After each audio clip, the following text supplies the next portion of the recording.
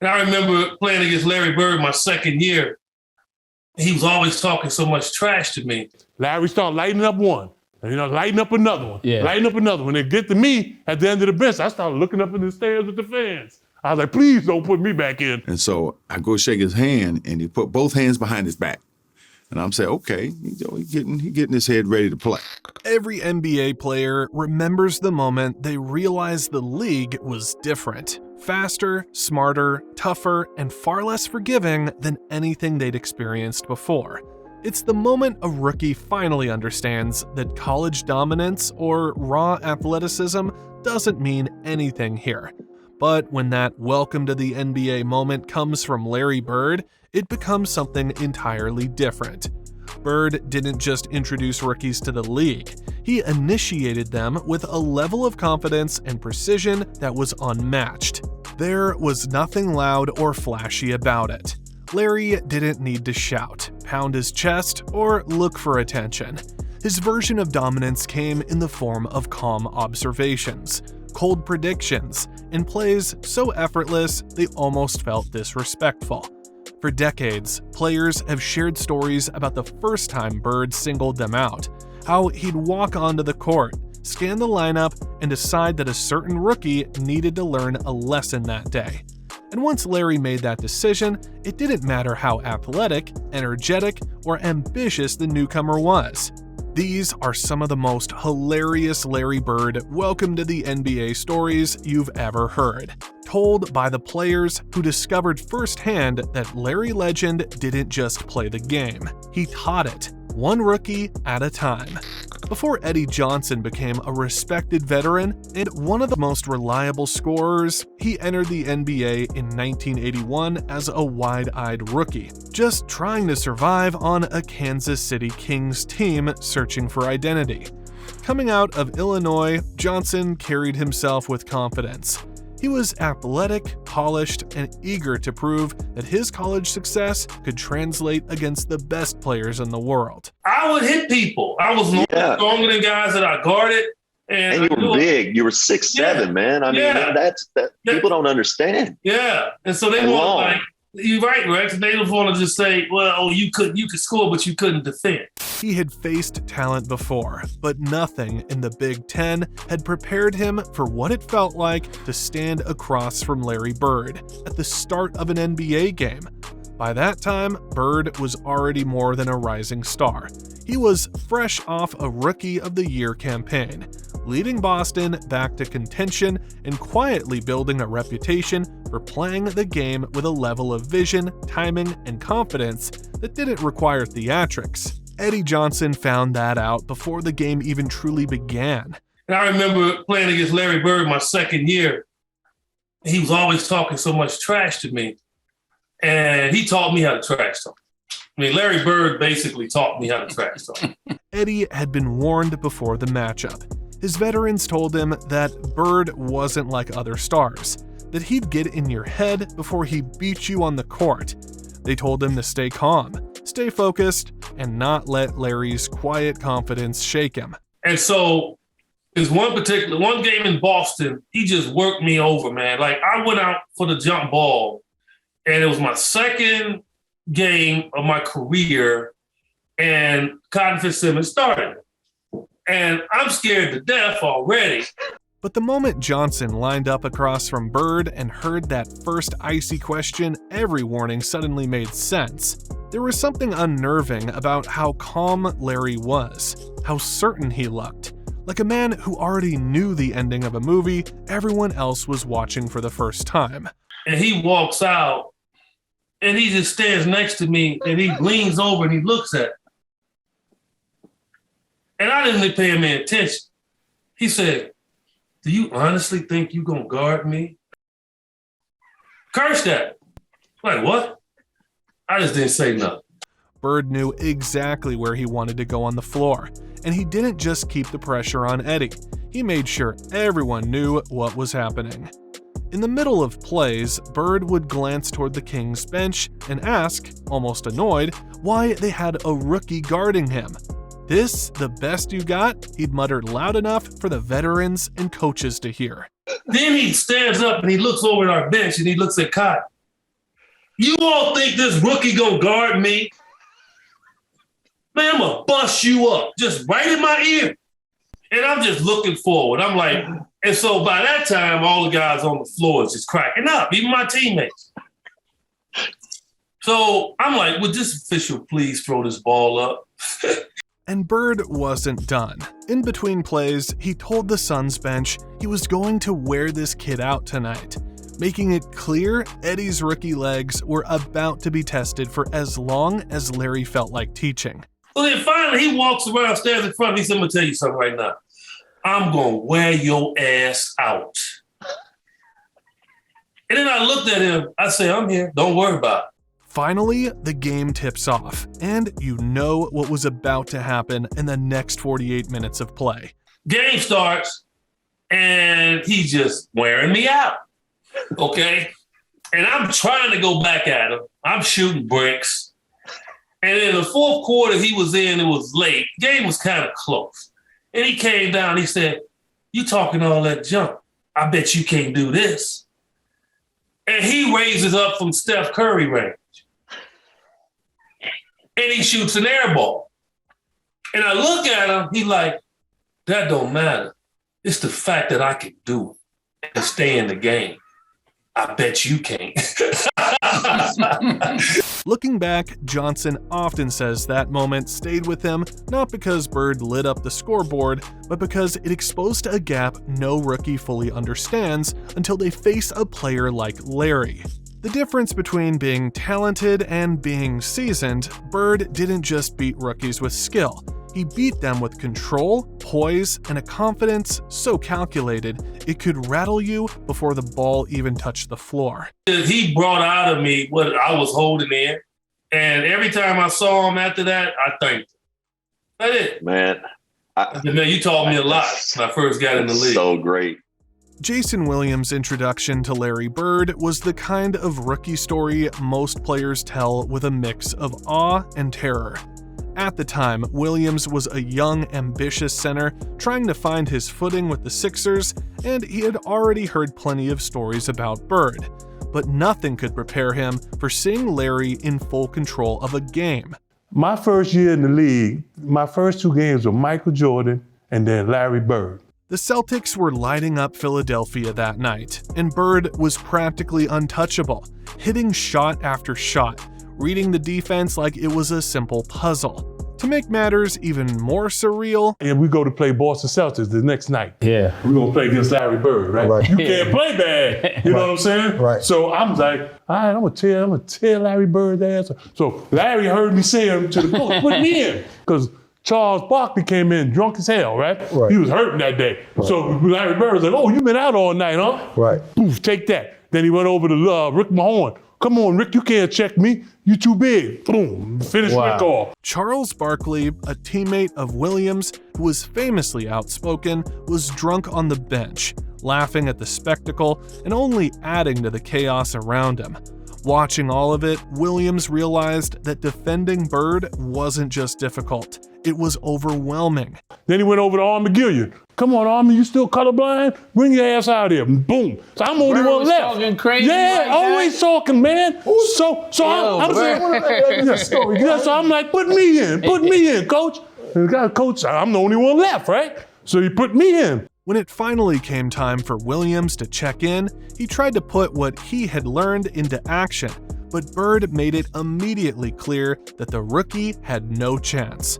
Every move he made was anticipated, countered, or outmaneuvered. I was like, come on, man, let's go. Go. He gave me a pump fake, man, back in the day. I could jump that high. I jumped up in there, came back down. He said, stupid, bap, hit a three. Right. So I was like, okay, next time I ain't gonna jump. So he looked at me and said, oh, you ain't gonna jump? Bap, hit another one. How much Bird had that? Well, let me tell you something. Hey, Mace, he came back down again, right? I said, I bet you can't take me on the post.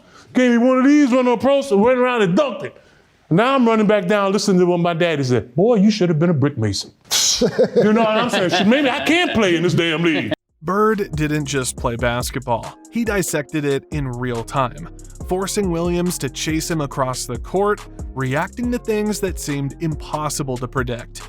Williams found himself running, scrambling, and failing to keep up as Larry effortlessly scored, past and mocked the rookie from the sidelines with sly glances and subtle smirks. So now, second half starts, and the same thing. Larry starts lighting up one, and lighting up another one, lighting up another one. They get to me at the end of the bench. I started looking up in the stands with the fans. I was like, please don't put me back in. Right. Now, that's the only punk story you're going to get from me because I was scared to go in the game to play against Larry Bird. By the end of the game, Williams' respect for Bird had grown into something more complicated. Intimidation mixed with desperation. He was physically exhausted, mentally drained, and realized that his best effort was still nowhere near enough. In those final minutes before he could sub out, Williams remembers thinking, almost pleading to the coaching staff, that he couldn't take another minute on the floor. He was begging not to be subbed in again, fully aware that Larry Bird had just delivered the kind of lesson rookies never forget. Skill alone won't save you if the man across from you is already 3 steps ahead in every possible way. Dominique Wilkins has always been known as the human highlight film, a player whose athleticism and scoring ability made him a force from the moment he entered the league. But even someone as confident as Wilkins remembers his first encounter with Larry Bird as a humbling, eyebrow-raising experience. Okay, so now you're playing in Atlanta. Your first game against Larry Bird. You go up to shake his hand because you're a fan. And what happens next? It was shocking, and I'm a rookie, and I go up against, we small forwards because guys guarded each other back in the area. You couldn't duck each other. As a rookie with Atlanta, Wilkins was eager to meet the man he admired, and naturally, he extended his hand before the game, expecting the usual courtesy between players. Bird, however, kept his hands firmly behind his back and looked him straight in the eye, immediately setting an intense, almost challenging tone. And so I go shake his hand, and he put both hands behind his back. And I'm saying, okay, he getting his head ready to play. Wilkins instantly realized that this wasn't going to be a normal matchup. From the opening tip, the message was clear. Bird didn't just play the game, he commanded it, and he expected you to earn your respect on the court. Bird's reputation for trash talk was well known, but Dominique quickly learned that Larry's words were as deliberate as his shots. Every look, every smirk, every casual remark on the floor carried weight. He recognized that Wilkins wasn't intimidated, that he had the courage to meet Bird's intensity head-on. But Wilkins will eventually find out it is futile. First play of the game, he says, I don't know where they got you guarding me, Holmes. And he shoots a 3. I was pissed. I said, I wasn't mad he hit the 3, but this just called me Holmes. And so it's set up for a really interesting game. That acknowledgement, Wilkins says, was as meaningful as any point scored. Larry had the rare ability to back up every ounce of confidence with skill, and he could tell immediately when a player had the mental toughness to stand up to him. Because I remember one time I came down and I dunked it on him. He laying on the ground, he fouled me, and I'm pointing, and he said, hey, Rook. I said, what? He said, what? He said, I like you. You got, he said, you got balls, but I'm still going to get 30 on your ass. He got about 38, but I had to pay my dues. I wasn't upset about that because, back then, as a rookie, you got to pay your dues. For Wilkins, that first game wasn't just a test of physical ability. It was a lesson in presence, poise, and respect. Bird didn't need to yell, show off, or hit spectacular shots to dominate the narrative of the game. His quiet, precise approach set the rookie tone. Dominique left the court that night with a newfound understanding of what it took to survive in the league, carrying with him the memory of a veteran who could humble and challenge simultaneously, but also knew when a young player had earned their stripes. John Stockton's rookie year came with a crash course in just how different the NBA could be when Larry Bird was involved. Stockton recalls one of the first times he saw Bird in person. It was a Utah home game, and before a single whistle blew, Bird walked into the gym and casually announced he was going to drop 42 points. I sure saw it. Even as a rookie, I came in. He walked into the gym and said, "Coach, I think told our whole team, but to our coach, I think I'm going to have 42 tonight." Stockton, like everyone else in the arena, thought it was some kind of joke, a veteran hyping himself up before tip-off. But as the game unfolded, every shot, every cut, every pass confirmed that Bird meant exactly what he said. He scored effortlessly, dismantling the Jazz defense in front of Stockton and the home crowd. And by the time he hit the final points, he had delivered exactly 42. Then, in a move that stunned everyone, Bird didn't stick around to soak in the moment. He checked himself out of the game. He had 42 and then checked himself out of the game. No way. That's pretty impressionable for a young player. So he walks into the Utah Jazz and just says to Coach Sloan, I think I'm going to put up 42? It was actually Frank Layden at the time. Oh, Frank Layden at the time. Oh, my God. Yeah, and he did it. And that's the kind of amazing part. Stockton remembers the mixture of awe and intimidation that filled the locker room and the bench that day. Realizing that Bird didn't just play the game, he controlled it from start to finish on his own terms. The lessons didn't stop there. During Stockton's rookie season, he got another first-hand look at Bird's unique brand of confidence. Mid-season, Bird strolled in front of the Utah bench before a game and announced he was going to drop 40 points. Probably the best NBA moment was Larry Bird, same guy, same era. He walked in and kind of stretched in front of our bench one day before our game started. He says, "I'm feeling like 41 tonight." And I'm looking around. I said, nobody's popping out. Nobody's saying anything back. I said, "Well, this is weird." There was no smirk, no trash talk, just a matter-of-fact statement that left rookies like Stockton scrambling mentally. When the game began, Bird executed every step perfectly, racking up points while keeping an air of effortless dominance. Stockton, young and eager to make his mark, watched as the veteran orchestrated chaos on the floor, teaching rookies everywhere an unspoken truth. Talent matters, but nothing beats certainty and poise. And he scored his 41th point to start the fourth quarter and checked himself out with a 20-point victory, and now it's game over. So these guys can back it up a little bit. By the end of those games, Stockton had a new understanding of what it took to survive in the league. Bird's confidence wasn't cocky, it was deliberate. Every word, every movement, every shot was intentional. Facing Larry Bird as a rookie wasn't just about stopping points on the scoreboard. It was about witnessing a master at work and realizing that in the NBA, legends like him could dictate the flow of a game before it even started. Facing the league as a rookie wasn't just a physical challenge, it was a mental test, a lesson in humility and preparation, and there was no one who taught it better than Larry Bird. Some rookies experienced the intimidation of his presence before the first possession even began, while others felt sheer desperation running up and down the court and silently hoping not to be put back in, realizing their best effort wasn't enough. There were those who discovered that Bird's quiet confidence could set a tone more powerful than any dunk or jump shot, and that respect sometimes meant matching his mental toughness rather than relying on raw skill. Others watched him enter the gym, declare what he was going to do, and then execute it flawlessly, leaving them humbled and amazed by his combination of skill, poise, and psychological control.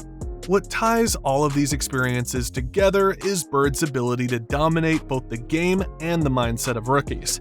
His impact wasn't measured only in points or statistics, it was measured in the way he commanded attention, dictated matchups, and educated young players on the mental demands of the NBA in real time.